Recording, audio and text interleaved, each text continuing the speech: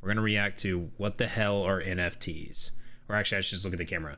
What the hell are NFTs? We're about to react to a video real quick by Josh Strife Hayes. I honestly, chat, I have no idea. Like, I don't understand them. So I'm gonna watch this video. Let's react. Are NFTs? How do they work? Why does everyone seem to be buying or selling them? Ladies and gentlemen, welcome. I'm Josh Strife Hayes, and in this video I'm going to explain the NFT craze in the simplest way I possibly can. I won't be going into super deep technical depth, such as gas fees or residual taxation. Instead, I want to explain the basic concept using relatable, real-world scenarios so you can finally wrap your head around something which is honestly very confusing. I'll try to explain everything, from the inception of the NFT idea, to why the art connected to them is so strange, to why people keep saying things like NFT games or metaverse. Before we start, a massive thank you to the supporters Patreon on Patreon list. and Twitch who keep this channel That's alive. insane. More on how you can support at the end. For now, let's begin. With 2.7 million NFTs in existence and that number increasing daily, the NFT boom is definitely here. But with only 360,000 people actually owning any, it seems to be a very exclusive club. Nearly 300 million people in the world are actively involved in cryptocurrency. That's kind of insane, actually, that there's only 360,000 people buying. That's insane. He's playing, by the way, guys, he's playing Ape Escape in the background. Can you guys tell that? Ape Escape on the PS1. I used to play this game all the time on PS1. Do you guys see that? Freaking Ape Escape. It's awesome. This means only 0.1% of cryptocurrency users are also involved in NFTs. So what is this super exclusive club all about? And why is the McDonald's McRib an NFT? Let's start at the very beginning. The McRib is disgusting, okay? The McRib is disgusting! I can't believe that's an NFT. Imagine I wanted to sell you nothing.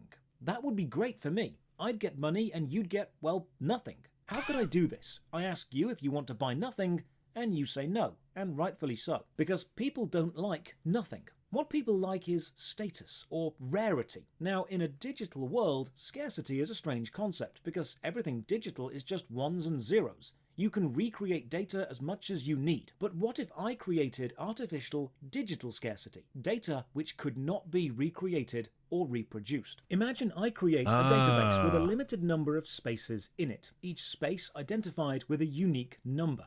It can help to visualize this as a long queue. That's honestly a really good analogy. That helps me really kind of understand why there's value in it, or people have such high value, because like he's right in a way that like there isn't technically scarcity in data, but if you make it to where there is, it's starting to click, chat. It's starting to click. The music and sounds were so intense. Ape Escape was brilliant. It really was. Queue of people, a line with places for people to stand. The queue doesn't go anywhere, and there's no inherent value to be standing in one spot over any other spot, but it's there. And I sell people a position on this queue. Let's say there are 9,999 places in the queue, and I sell you the right to stand in a place for £1. It's important to understand I'm not selling you the entire queue or the experience at the end of it. It's the Emperor's New Clothes. Emperor's New Groove. Because there is none. I'm not selling you the land you're standing on. What I'm selling you is the right to stand there and to say, this is your queue position. I might even give you a bit of paper which reads, Josh Strife Hayes hereby declares the bearer of this paper can stand in this queue position. And then I sign it so no one else can make this exact bit of paper. Your position in the queue, or the paper which states your position, is a token, and it cannot be recreated. It is, in economical terms, non-fungible. To be fungible means to be replaced by another identical item, and because you cannot have another queue position 1, it cannot be replaced. When you buy a position in the queue, absolutely nobody else can buy that position. And to make sure no duplicates can happen, I've hired a guy called Mr. Blockchain to check every single sale of any queue position. Mr. Blockchain is here. Yeah, honestly, that's why it would be big in the ticket industry, because you can't scalp or resell tickets. Y'all, chat, seriously, side story. When I was, it was about 4 years ago, maybe 5 years ago, I was going to a concert with a friend. We normally just buy the tickets on the actual site, right? So I used StubHub, and I thought StubHub was pretty reputable. Didn't think anything of it. I, for some reason, wasn't able to get the ticket on the original site again. I don't know why, but essentially, I went on StubHub and I bought the ticket. It was the same price. So we go to the concert. Hey, what's up, Ninetails? How you doing? Yeah, we're reacting to an NFT video right now, Ninetails, because I have no idea what NFTs are. This isn't actually my full setup. It's actually, I'll show you after this reaction. Congrats on partner, by the way, dude. But essentially, we go to the concert. I get to the door. They scan my ticket and I can't get in. They said it's already been redeemed. So what ended up happening on StubHub, I was sold a resale ticket, and someone sold the ticket like multiple times, and then someone else went before me. And so me and my friend couldn't actually go into the concert because I couldn't get in. And I was so upset. We were so upset. It sucked. And good thing my friend was a good friend. He just said, you know, whatever, man, we'll just leave. But that's kind of why I think people are saying it might help the industry in tickets, because you have a unique thing. But that's just my thoughts on it. But let's keep watching. Once I've sold the right to stand in that position to you, it will be listed on the public blockchain. So there's no doubt about who currently has that position. And if you want to sell your queue position to someone else, that's fine. You can do that. This sale will also be recorded on the blockchain. But why would anyone want to buy a position in a queue? It doesn't go anywhere. There's no value to any of the places over any of the others. Well, here's the next trick. Human beings are visual creatures. We like art. And while every position in the queue does have a numerical value, numbers don't have the appeal or the shareability of pictures. So next to every... Don't worry, baby. He's just queue position 1 in Josh's database. Why don't they appreciate my number in blockchain? Oh my gosh. Position in this queue, I put up a poster. My plan is this. I'm going to put a different picture on every single poster, and buying the position in the queue will let you stand by a particular poster. It's important to remember, you do not own the poster. You do not own the picture on the poster. You cannot reproduce the picture on the poster, or sell copies, or claim ownership of it. What you own is the right to say you are the only person able to stand in a specific queue position next to a specific poster. You cannot prevent other people looking at your poster because you don't own it. You own the right to stand next to it. Now people are a bit more interested because people want to say, this is... Number is linked to art? Beat it, chick. Why can't I find a man with visual representation of their number in the blockchain? What the heck? Is my picture. Remember, it's not. It's your space on the database and this picture is connected to it. But for my goal of selling you nothing, I'm making quite decent progress. But now I have another problem. I need to produce 9,999 different pictures, and that's going to take me quite a long time. So I need to streamline the process. Thankfully, I can do that. Remember, there are 9,999 spaces in the queue that I've created, essentially meaning 9,999 individual entries on the database, and purchasing that space gives you the non-fungible token, or NFT, of that space. Remember, the NFT isn't the picture, or the sound, or the video, or whatever I choose to link to that space to make it identifiable. The NFT is just the right to say, this is my position on this particular database. And the images are just linked to them as visual representations. What up, Forever? How you doing? It's over 9,000, I know, right?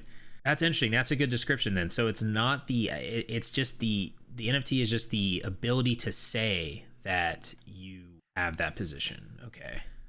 Of that digital position. Now I could sit down and draw 9,999 individual pictures, but this would take me far too long. So instead, I make a machine which can generate them for me. Remember those children's flip books divided into sections horizontally with different heads and bodies and feet, and you could flip the pages in random orders to create different looking characters? My machine kind of works like that. I make an image generating machine. I give the machine 10 different background colors, 10 possible face shapes, 10 different hairstyles, and then 10 different accessories. And your queue position, your NFT number, helps generate the image next to your spot. The first number will give you the background color, the second will give you a face shape, the third will give you your hairstyle, and the fourth will give you your accessory. With this system, I have just created 9,999 different unique bits of artwork, allowing... It's a box. What's in the box? Anything you care to put in there?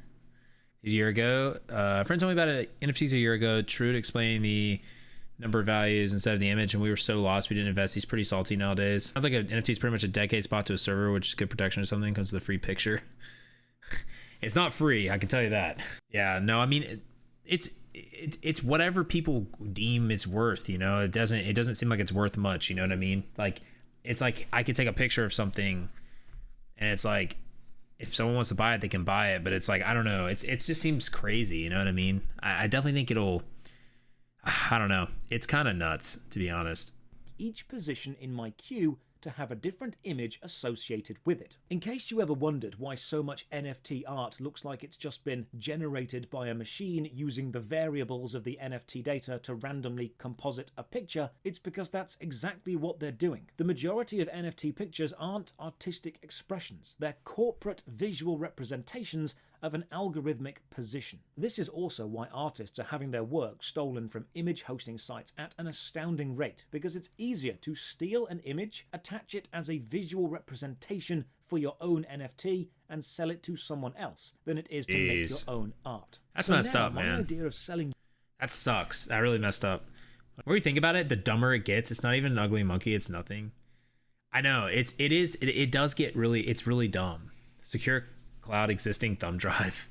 Nothing is looking a lot more inviting to you because... You guys imagine me selling a picture of myself and it just says it's just me having fall damage, like every different way I've died of fall damage in ESO, and then I make it into an NFT and then everyone leaves my channel because I did that.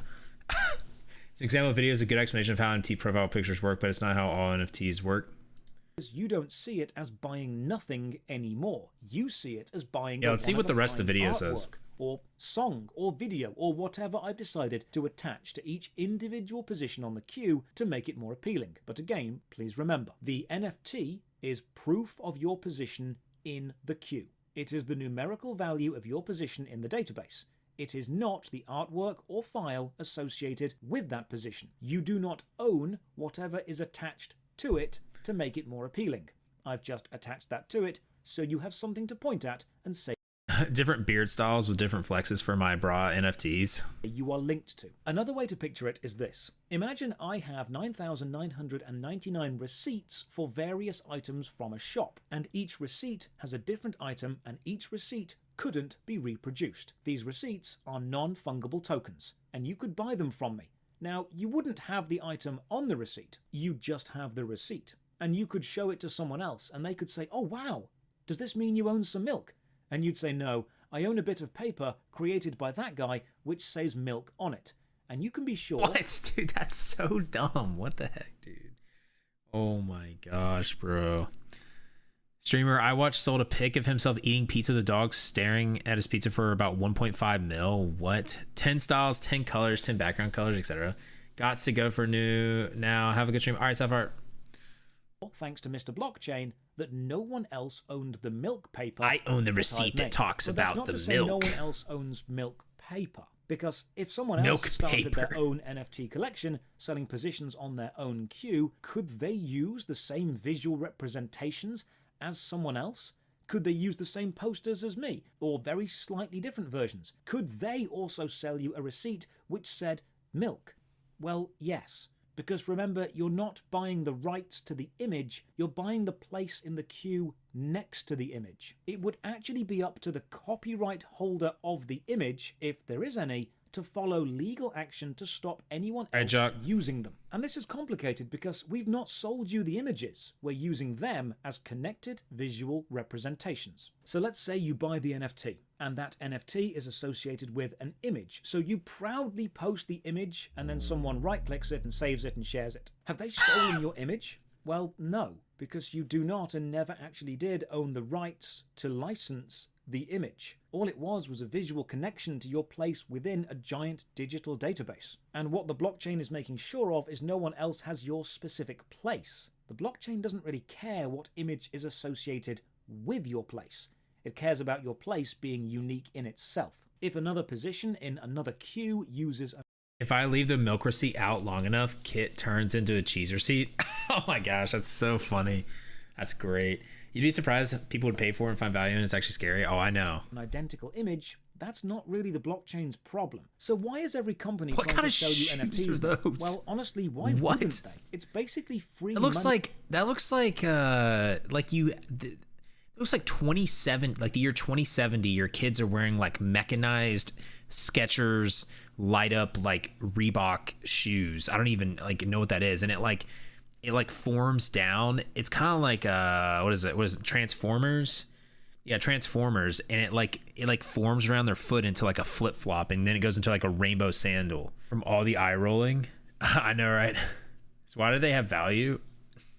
It's a perception of value. Yeah.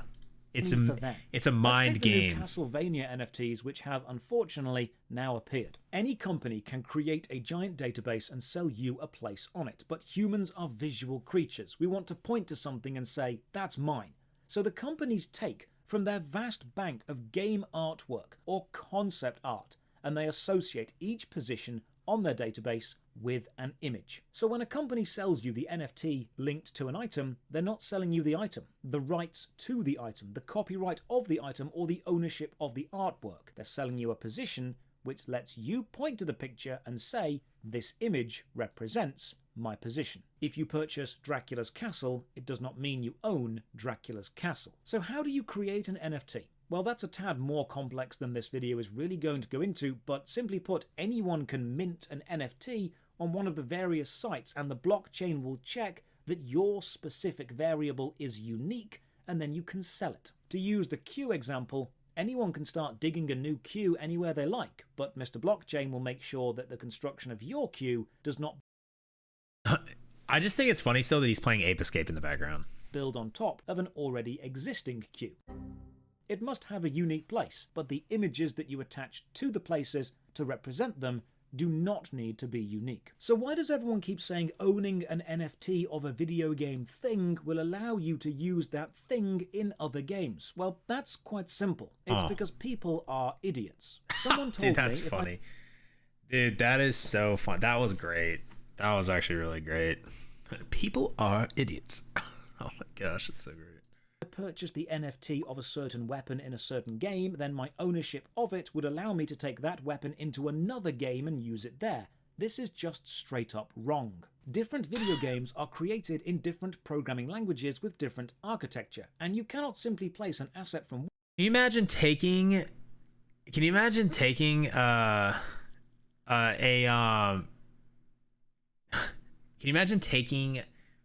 I'm trying to give an example.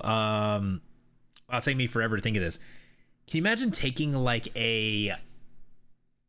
just take any gun from Call of Duty, right? And then it allows you to take it into like ESO. You shoot someone in Cyrodiil and they die from like 200 yards away, and then they go on the forums and they just spam because they're so mad because like, I don't know what's going on, but there's like this sound that happens, and then I get sniped, and then I don't even know what's going on. And can you imagine that? That would be so stupid. AK to ESO, I know, right? You bring in like an M4 to ESO, what? One into another.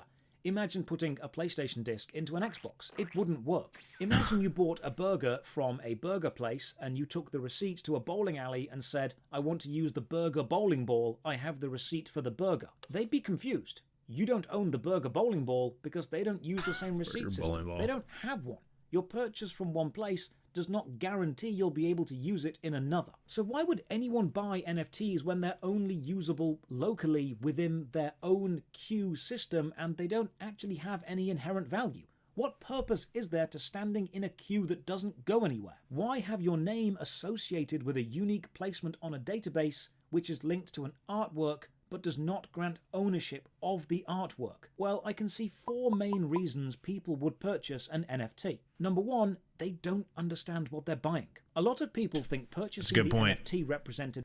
That's a good point. I think a lot of people don't know. This is why we're watching this video, y'all. Buy an image means you own the image, or buying the NFT represented by a song means you own the song. And as we've seen, you don't. I think the majority of naive or younger purchasers fall into this category. They're buying without fully understanding what they actually now own. The second reason is to sell onwards, and this is the main part of the scam. Because the whole appeal of an NFT is its own digital scarcity, Remember, that's the scarcity of the position in the queue, the database variable, not the artwork. People will assume that they will appreciate in value because they cannot be copied. They are non-fungible. If I buy the NFT represented by an image and then convince someone else this image is desirable and therefore the NFT linked to it is also desirable, they'll want to buy it from me for more than I paid. I'll make profit. Refer back to people are idiots. Yeah, that's actually a really good point, though. I think a lot of people, this is why people are getting kind of scammed in some ways, is they think that, so for instance, if I made a beautiful piece of art of my beard, right? It was a perfect, just like perfect. I mean, like, let's see, let's go to, hold on, let me get to my angle here. I just go and I make an NFT of this, all right? People are like, oh, like, you know, Torrenson's buys my beard, right? He buys my beard. No, Torrenson's wouldn't do this, but if he did, you know, Torrenson's buys my beard. And then what people think is when they buy the beard, the picture of the beard, that no one can take that image of that beard, of this beautiful beard, and then essentially that means that that value goes up because they have the only one. But what this video is saying is essentially you're not buying the picture of this beard, you're buying the place in line of that NFT collection for that beard. So someone could take that beard and put it in another collection and sell it, and it would just not appreciate the value of this beautiful beard. Torrenson said he has a better beard than me, but you know, I don't know about that. We'll have to see. But Bull is my favorite part of the NFT. It sounds like Funyuns, you know? It sounds like Funyuns.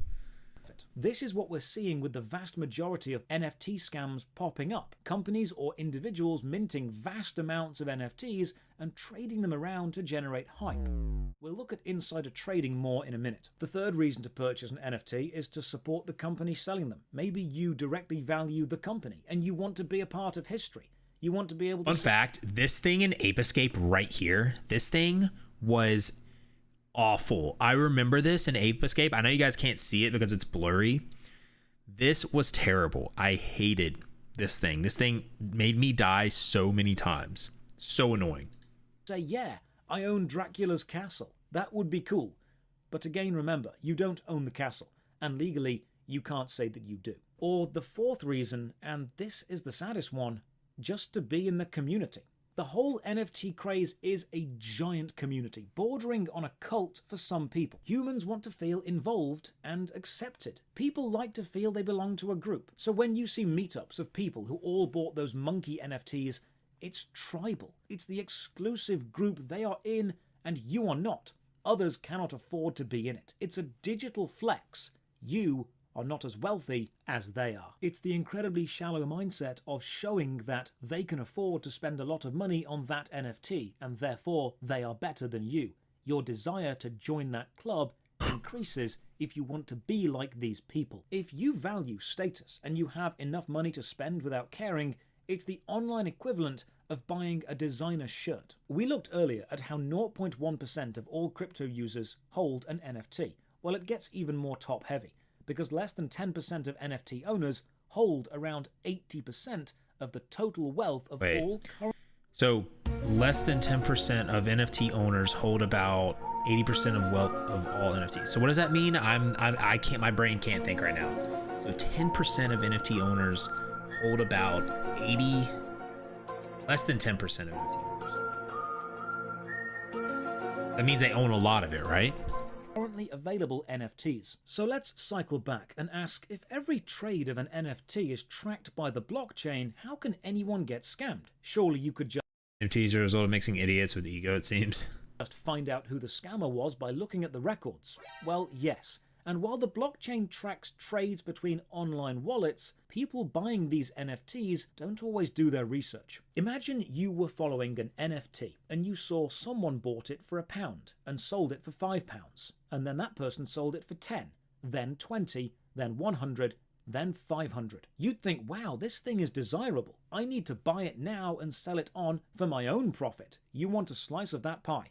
So you buy it for 600, and then you discover all of those previous trades going up in value have actually been between friends, or between the same person with different digital wallets, or different companies artificially inflating the price. Oh shoot, insider trading. Just like you would fall for it and buy it. They've not actually told you to buy it. They've also not told you it's going to increase. You bought it for a value you were happy for. They haven't necessarily scammed you, but they have tricked you. Now, you can claim that this is insider trading to artificially increase desirability, and of course that is illegal, but who's going to police it? Does a digital good fall under the jurisdiction of the country it's currently being held in on whatever server, or the country it's going to, or the country of whoever sold it, or whoever purchased it, or who created it? Is it a financial security, an asset? Is it artwork or currency? Do you work off the value of the data itself or the payments made for the data? It's still so new that world governments are still figuring this out, which is why using NFTs to launder money is still so common. So let's go back to the original idea of me selling you nothing. Remember those companies who sold you land on the moon or sold you a star? And what they were actually doing was selling you a position on their locally held database which said, your name is associated with this star, or your name is now associated with this patch of land on the moon. Those companies didn't actually own the rights to sell that, but no one else did either, so no one could claim ownership of it. What you were buying was the novelty of saying you owned it. NFTs work in a somewhat similar way, except instead of selling you something no one owns, they're selling you the privilege of claiming ownership of a small space on a database that they themselves created, and every sale is corroborated on the blockchain. I've created the queue, and all the positions in that queue are on unique bits of land with unique identifying numbers behind the scenes. Mr. Blockchain has checked this, and I've paid him to do so. And then I associate each position in the queue with an image to give you some visual representation to associate with the purchase of that position, and then I start selling the positions. Now, every single position is essentially the same, but whoever buys 0001 is going to have slightly higher status, because we value the number 0001 more than any other random 4 digits, which means they can then convince you to buy that position from them simply because it's desirable. It doesn't do anything, but you want it. The problem is, anyone else can now create their own queue. There are hundreds, thousands, possibly tens of thousands of queues being created, and Mr. Blockchain is validating every single one. Remember, they're not checking that each individual picture associated with a spot is unique. They're checking each individual queue location or digital location is. That's a really good understanding of how that works, because I think that's where a lot of people get confused. I think they think they're buying the picture and they're not. The owner of that NFT gets given to represent that space is up to the person who created that space. If it helps, imagine removing all of the artwork, all the pictures, and replacing them with just strings of ones and zeros. Every NFT, the space on the database, is still represented with a unique picture. The picture is now just a binary string. If you did this, the actual practical features do not change at all. The only reason we use pictures or icons or spinning GIFs is to give us something pretty to look at. The NFT itself, the non-fungible token, is simply proof of purchase, of receipt, of a unique, simple bit of digital data which no one else can claim ownership of at any given moment. But how does the original creator benefit once they've been sold? Well, some NFTs can have long-term taxes attached to them, and every time a trade is made from user to user, the blockchain will notice this, and a small percent will go back to the original creator, leading to residual royalties forever. Pyramid scheme? So the next time you want to laugh at someone for spending thousands of pounds on buying a picture of a monkey, remember they don't actually own a picture of a monkey. They own the rights to say they own a position on a database which is represented by the visualization of a monkey, which only maintains its value because people think it has value. And if everyone suddenly stopped caring tomorrow, it would be worth nothing. The entire NFT space is a speculation market, and the fluctuating values and intangibility of the NFT itself makes them incredibly hard to tax, which is why right now this system is a haven for money laundering. Companies are jumping on the let's sell NFTs bandwagon because it essentially allows them to double dip into their associated in-game assets. If you as a company have already got thousands of graphical assets for your game and you want to make even more money and convince fans they are buying a piece of history, then you'd simply mint thousands of NFTs, artificially rare, non-reproducible positions on a digital chain. Man. Then you'd associate each position with an image, but not ownership or copyright transfer for the image itself, and then you'd sell those NFTs, positions on the chain. If someone owns an NFT, it will only maintain its value if other people want it, so they always have a vested interest in convincing you it is valuable and you should buy it. That's why NFT bros are so vocal about their support for the... That's so funny because, like, that is why I think the gaming community is so... like against it, you know what I mean? I'll get into that in a second. System. It's almost video's almost over. It works. So, a non-fungible token is a receipt granted to NFT, you by the owner of a specific NFT collection of your current authority in an exceptionally limited capacity over a position on a database, which is represented visually by a picture but is itself not the picture. The value of any given NFT is linked to who created it, who has owned it before you, who is selling it now, and which artwork, if any, is associated as the visual representation of it. Please don't take this video as an exclusive or comprehensive guide. This was more to explain the basics. It's worth going and doing more research on the topic and looking further into the complexities of a system that just exists to part people from their money while providing essentially nothing. Thank you very much for your time. Thank you again to the supporters on Patreon. Yeah, that was a good video. Yeah, I can see why, because y'all, I honestly, like, I just have never really understood NFTs and why the gaming community and people are so against them and stuff. Like, I just don't know enough about it. And so it's good to watch that. It's good to watch that. I think I can see why people would hate it if they implemented that in gaming and like if ESO had NFTs and stuff.